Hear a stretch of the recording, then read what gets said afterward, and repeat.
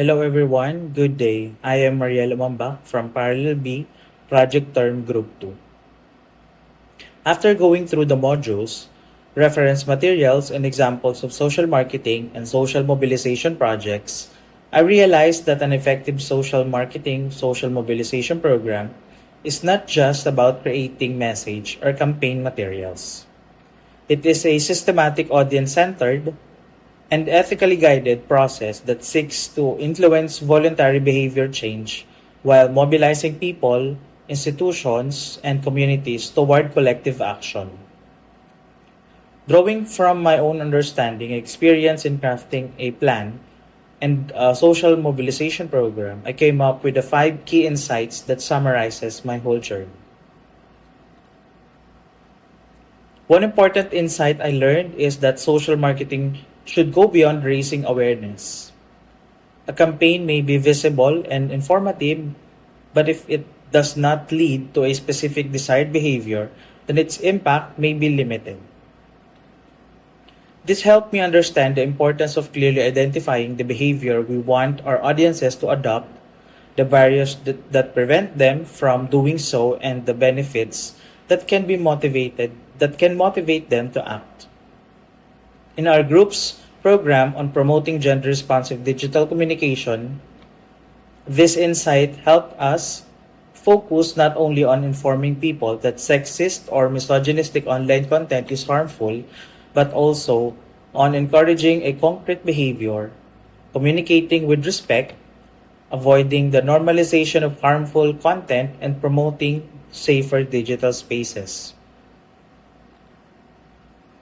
Another important insight is the value of audience analysis and segmentation.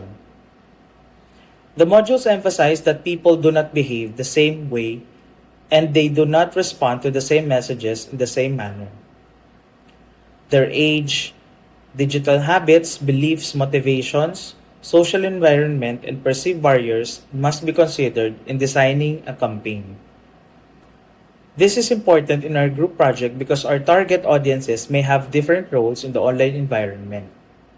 Some may be active content creators, some may be ordinary social media users, while others may be bystanders who see sexist content but do not respond. Understanding these differences helps make the campaign more realistic and responsive. For the key insight number 3, I also learned that social marketing should answer the audience's question, what's in it for me? This does not mean making the issue self-centered, but rather showing the audience why the desired behavior matters to them and to the community. A strong value proposition makes the behavior more meaningful, practical, and acceptable. For our campaign, the value proposition is that respectful online communication contributes to safer, more inclusive, and more gender-responsive digital spaces. Instead of simply telling people not to post or share harmful content, the campaign should show that respectful communication protects dignity, encourages participation, and reduces the normalization of gender-based harm online. Another major insight is that social mobilization complements the social marketing. While social marketing focuses on behavior change, social mobilization helps bring together individuals, groups, and institutions and networks that can support the campaign. This means that behavior change should not depend only on the individual, but also on the enabling environment around them. In our group project, this means that promoting gender-responsive digital communication should involve not only individual social media users, but also schools, youth groups, student organizations, online communities, local institutions, and advocates who can help reinforce the message and normalize respectful online behavior. Lastly, I learned that social marketing and social mobilization must be ethical.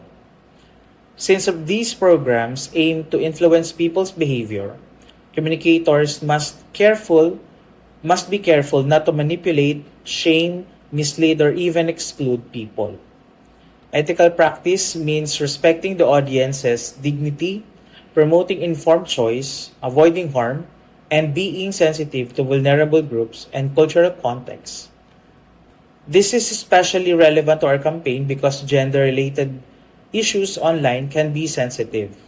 The campaign must avoid blaming individuals or using messages that may shame victims or reinforce stereotypes. Instead, it should promote accountability, respect, and empowerment.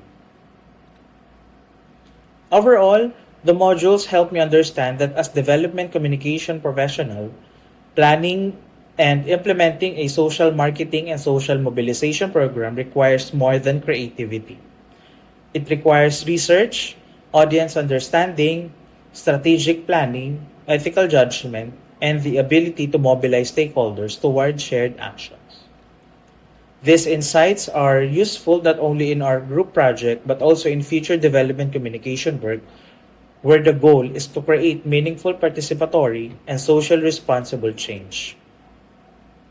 That's all for my presentation. That's my 5 key insights that I learned during the preparation and planning for our social marketing plan and social mobilization program. Thank you and have a good day.